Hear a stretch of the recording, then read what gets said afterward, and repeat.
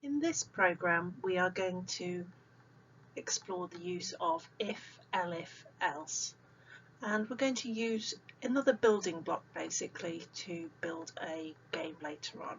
So this program will be just one part of a later program. Make sure that you have logged in, top left, and put in the name for this program, D02 if, ELIF, else.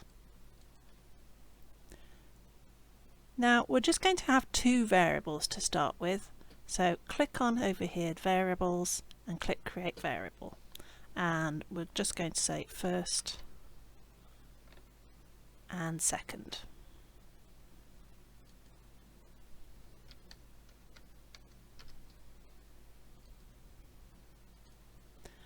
So in here I'm going to just drag that out, and I'm going to set first, so I just use that little drop down arrow there, going to set first equal to 1 and second equal to 10. Later on we're going to do different things with these, but for now I'm just going to set them to things that I know.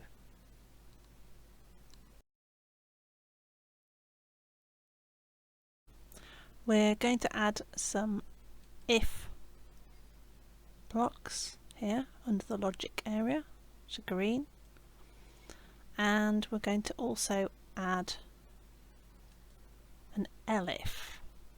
I'll explain what this is. So an ELIF is another thing, so it will always go in the order that they appear. The first one always has to be an if, and then in here you're going to put a condition, and then you can have another condition, but if it goes into the first one and does what's in here, then it will skip all the way to the end. So let's put some conditions in.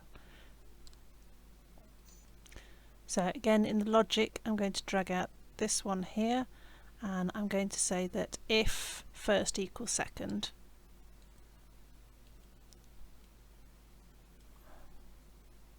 and then grab the green bit and drag that all into there, then it's going to print the same.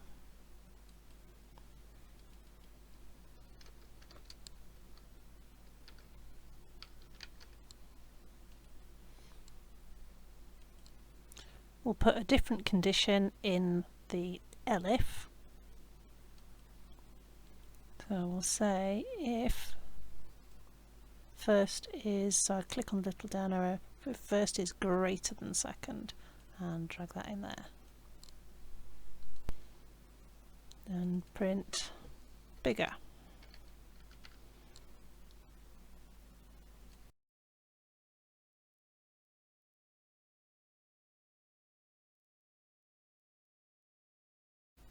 I'm going to add another ELIF, so I go to the logic, get another ELIF here, and I'm going to put a different condition in.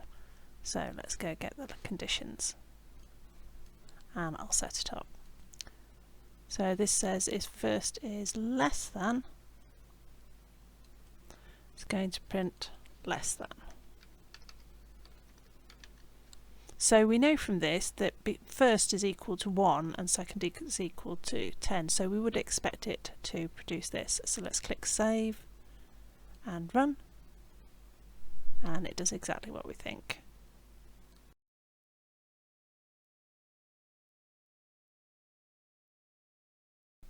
Screenshot this and your output and put that into your log.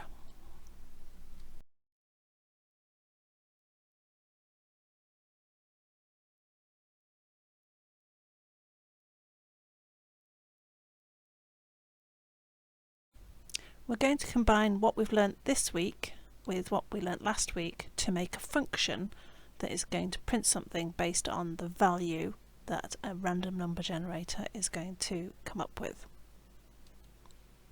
Click New at the top, and then let's put in the new name. So the new name is D02 cards. Click Save on that, and we're going to go and get the random library, create a variable called card number, Card number is going to be a random number between 1 and 13, like we did last week. Create a second variable called card name.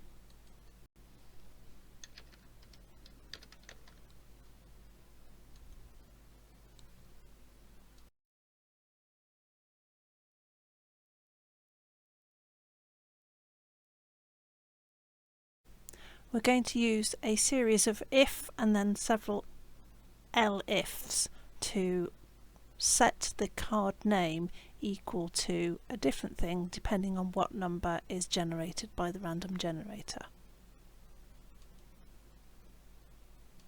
So if the card number is equal to 1, then card name is going to be set equal to, notice the speech marks, ace.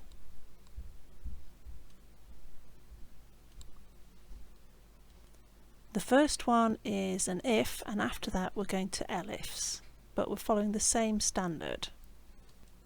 So if the card number is equal to 2, then card name is going to be equal to the word 2.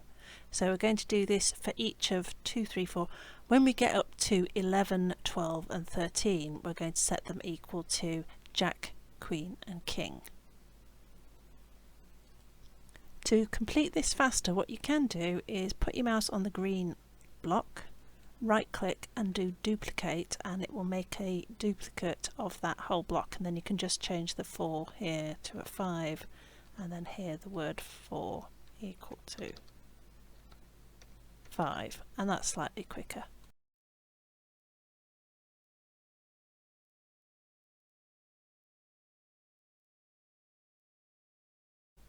So eventually you should end up with 1 if and 12 ELIFs and a different thing as the card name depending on what number is chosen.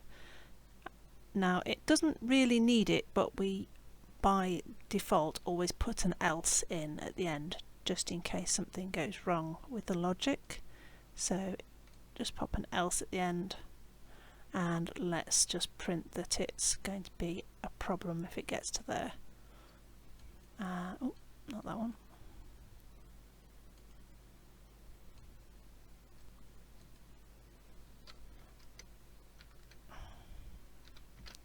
There you go. So it shouldn't actually get to that. And then the last thing it's going to do is it's going to, once it's selected, because it will only go into one of these ifs, and go into one of the indents, is we're going to print what card name is right at the end. So I go all the way down to the bottom, and notice how these are all connected, and the last thing I'm going to do is going to print, and it's going to print the card name. So let's save and run this. So you can see it wrote the word 2 instead of doing the number 2, and if I run it again, it did king instead of doing 13.